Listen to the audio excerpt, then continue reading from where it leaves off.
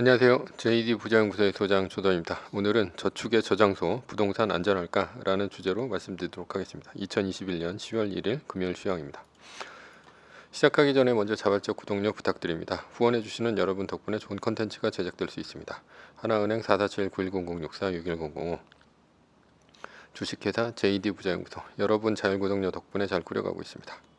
뉴욕 마켓워치 인플레 우려 지속 주가 달러 떨어지고 국제 혼조 라는 기사가 있는데요. 어제 나스닥은 0.44%, S&P 500 지수는 1.19%, 다우존스 지수는 1.59% 하락했습니다. 어제는 오히려 가치주가 하락했고 성장주는 선방했습니다. 메인 이슈입니다. 금리 하락이 다우지수를 끌어내렸다. 어제 나스닥이 선방한 것은 10년물 국채금리가 1.5%를 넘어가다 그나마 1.4%대로 떨어졌기 때문입니다. 파월 의장은 지금 진퇴양난이라고 합니다. 실업률이 안 좋아서 금리를 올릴 수도 없는데 인플레이션이 올라가니 금리를 올려 잡아야 되는 상황으로 가기 때문입니다. 이런 경우가 1980년도에도 있었는데 바로 오일 쇼크로 인한 스태그플레이션 때문입니다. 중동의 오일 쇼크로 물가는 치솟는데 경기가 안 좋은 상황입니다. 따라서 금리를 올리자니 시장이 망가지고 금리를 그냥 두자니 물가가 너무 오르는 딜레마 상황입니다. 당시 연준 의장인 폴 볼커는 과감하게 금리를 20%까지 올리면서 주식시장은 박살이 났지만 물가는 잡았습니다. 그래서 요즘 파월이 긴축을 해야 한다는 매파적 발언을 한 것입니다. 그러니 미국채 시장에서 수익률이 올라간 것이죠. 미국채를 팔아 제끼니 수익률이 올라갈 수밖에 없습니다. 따라서 주식시장에서 성장주 위주의 나스닥이 먼저 떨어진 것입니다. 그런데 미국채 수익률이 어제 떨어졌고 현재 상황과는 반대로 나스닥은 그나마 선방했으나 다우존스 지수는 박살이 난 상황입니다. 앞으로 난제도 남아 있습니다. 부채 한도 협상, 중국의 홍다 문제, 연준의 테이퍼링 등 주식시장에는 안 좋은 악재입니다. 다만 악재를 다 반영하면 주가는 올라갑니다. 그러나 그때가 언제인지 모릅니다. 우리는 주가에 반응하여 대처하는 수밖에 없습니다. 리밸런싱을 한다면 두 가지를 염두에 두어야 합니다. 첫 번째는 매뉴얼을 지킨다 라는 것이고요. 매뉴얼을 지킨다는 것은 수익률에서 조금 손해를 보더라도 마음의 안정을 찾는다는 얘기입니다. 매뉴얼은 2.5% 떨어질 때마다 10%씩 팔고 두 구간이 올라야 사는 것입니다. 따라서 2.5% 떨어졌다 5% 오르게 되면 손해가 됩니다. 그러나 7.5% 떨어진 현재 30%의 현금을 확보했으므로 손해 구간은 이미 지났습니다.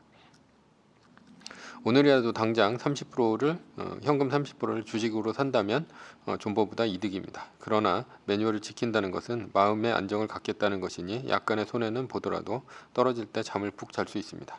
그리고 오늘같이 선물이 떨어지는 날은 오히려 더 떨어지라고 하기도 합니다. 70%의 포지션이 주식인데도 말입니다.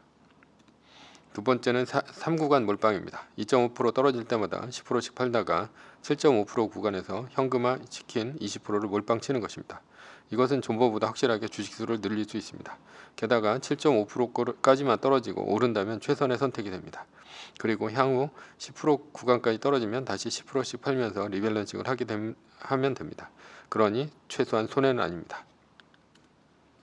리밸런싱을 하면서 위에 두 가지 경우만 실행해야 합니다. 왜냐하면 지난번 애플을 146달러에 주식을 샀다면 지금쯤 마음의 안정도 잃고 다시 2.5%를 팔면서 손해도 같이 보았을 것입니다. 7.5%까지 떨어지고 다시 오른다 하더라도 10%를 팔았으니 결국은 존버보다 손해가 됩니다. 물론 앞으로 10% 이상 더 떨어지면 지금이라도 10% 판 것을 그나마 잘한 일이라고 생각할 것입니다. 그러나 앞으로 이런 리밸런싱의 상황이 다시 왔을 때는 매뉴얼을 지키거나 3구간 몰빵만을 해야 합니다. 주식 1, 2년 할 것이 아니니 이번 상황을 교훈으로 삼으면 됩니다. 파월은 연착륙 허가를 바라고 있습니다. 따라서 최선의 상황은 인플레이션 압력이 내려가는 것입니다. 그러려면 원자재 가격 하락, 유가 하락, 물류망의 복원 등이 있어야 합니다. 그러면 고용률이 올라갈 때까지도 금리를 급하게 안 올려도 되고 양쪽 완화 규모를 장기간에 걸쳐서 천천히 줄이면서 경기가 살아나면 그때 금리를 올리면 연착륙을 할 수 있습니다. 결론입니다.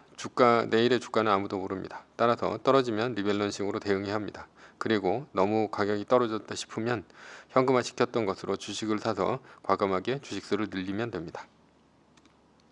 서브 이슈입니다. 저축의 저장소, 부동산 안전할까? 세계의 선진국은 저출산 고령화로 고통을 겪고 있습니다. 선진국 대부분은 부동산을 저축의 저장소로 삼고 있습니다. 그러나 부동산이 정말 안전할까라는 것이죠. 마크 트웨이는 이렇게 말했습니다. 땅을 사세요. 더 이상 땅은 새로 만들어지지 않으니까요. 아주 함축적인 말이죠. 데이비드 리카도는 생산적인 자본가와 가치를 생산하지 않는 토지 귀족으로 나눴습니다. 생산적인 소비를 하는 자본가, 자본가는 생산적인 소비를 합니다. 자본가가 직원을 고용해 임금을 지불합니다. 직원은 열심히 일을 해서 물건을 생산하고 물건을 팔아서 직원 인건비보다 더 많은 이윤이라는 잉여를 발생시킵니다. 잉여가 발생하면 이것은 생산적인 소비가 됩니다. 가치를 생산하지 않는 토지 귀족이 있습니다. 토지 귀족은 희소한 토지를 선점하고 매우 높은 지대를 매겨서 잉여를 착취한다고 생각했습니다. 당시 토지는 귀족들이 대대로 물려받아 매매의 대상이 아니었습니다. 그러니 희소한 토지에 높은 지대를 매기는 행위는 자본가의 잉여를 착취하는 행위라고 봤던 것입니다. 그리고 귀족은 착취한 잉여를 사치스러운 생활에 낭비하니 생산적으로 가야 할 부가 낭비되었다고 봤습니다. 그런데 이러한 개념이 바뀌는 일이 벌어졌습니다. 바로 GDP입니다. GDP는 소비 플러스 투자 플러스 정부 지출 플러스 순수출, 수출 플러스 수출 마이너스 수입이죠. GDP는 국부입니다. GDP가 연속으로 2분기 이상 하락하면 침체가 됩니다. 그러면서 침체라고 호들갑 떱니다. 그리고 GDP가 1년 이상 지속되면 불황으로 접어들었다고 합니다. 그러면 난리가 납니다. 그러니 어떤 정치인도 중앙은행 총재도 여기에 신경을 안 쓸 수가 없습니다. 그래서 현대에 오면서 GDP는 무엇보다 중요해졌습니다. 그런데 GDP가 측정되기 시작하면서 이윤과 지대의 개념이 없어졌습니다. 이러면서 생산적인 것과 비생산적인 것을 가리지 않게 된 것입니다. 그리고 정치인들은 GDP에만 도움이 된다면 비생산적인 일이라도 일단 지르고 보게 됩니다. 인류의 더 나은 생활을 위해 제조업, 서비스업을 한다면 그것은 생산적인 투자이고 이윤을 만들어냅니다. 주식에 투자된 돈은 기업을 지탱하고 기업은 임금을 주고 노동자를 고용해 물건을 만들고 물건을 팔면서 이윤을 만들어내는 선순환 과정을 가져옵니다. 이윤은 생산적인 투자입니다. 그러나 부동산 투자는 과거의 지대이며 비생산적인 투자입니다. 왜냐하면 부동산은 생산성이 제조업의 R&D, 즉 연구개발보다 현저하게 떨어지기 때문입니다. 그런데 부동산은 마크 트웨인의 말처럼 희소하기 때문에 많은 사람들이 부동산에 저축을 하게 되면 생산성이 더 떨어지게 되어 있습니다. 그래서 부동산 가격이 크게 오르면 오를수록 GDP는 더 떨어지게 되어 있습니다. 부동산 투자는 전형적인 비생산적 투자입니다. 예를 들어 임금 노동자의 월급은 크게 오르지 않는데 아파트의 가격이 크게 오른다면 어떻게 됩니까?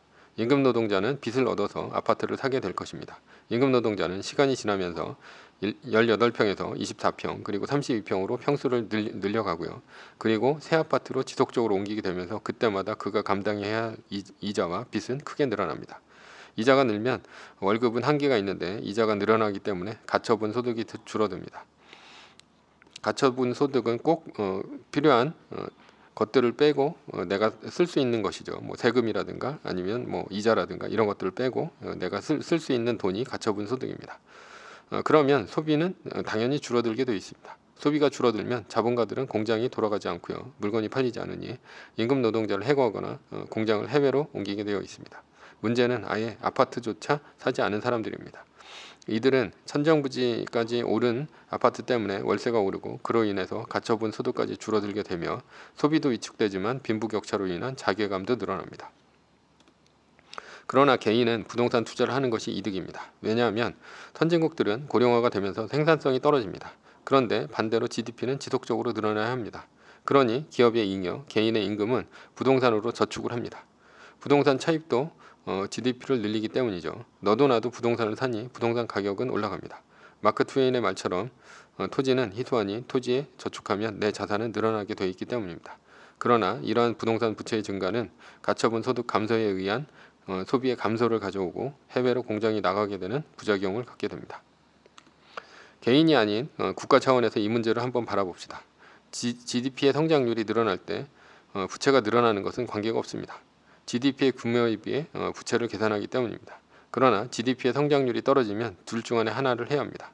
하나는 생산성을 올려서 성장률을 올리거나 부채를 줄이거나 하는 것이죠. 그러나 생산성은 올릴 수 없습니다. 이미 저출산 고령화와 막대한 부동산 부채로 인해 가처분 소득 감소와 소비와 투자가 줄어들었기 때문입니다. 그러니 결국은 부채를 줄여야 합니다. 그러나 부동산은 끊임없이 오르고 청년 세대는 부동산 랠리에서 소외됩니다. 사회에서는 양극화 문제가 대두되고 생산성은 갈수록 더 떨어집니다. 이미 이때가 되면 늦어버렸습니다. 왜냐하면 부모 세대가 생산성과 임금을 증가시키는데 활용하지 않고요. 경제 활동보다는 이러한 경제 활동보다는 주택 시장에 투자해서 저축을 낭비했기 때문입니다. 국가는 중산층의 부를 유지하기 위해서 부동산 가격을 끊임없이 올려야 합니다. 왜냐하면 부동산 가격이 떨어지면 부동산에 저축을 해놓았던 중산층의 부가 한꺼번에 사라지기 때문입니다. 한국을 비롯한 동양권은 부동산 의존도가 특히 더합니다.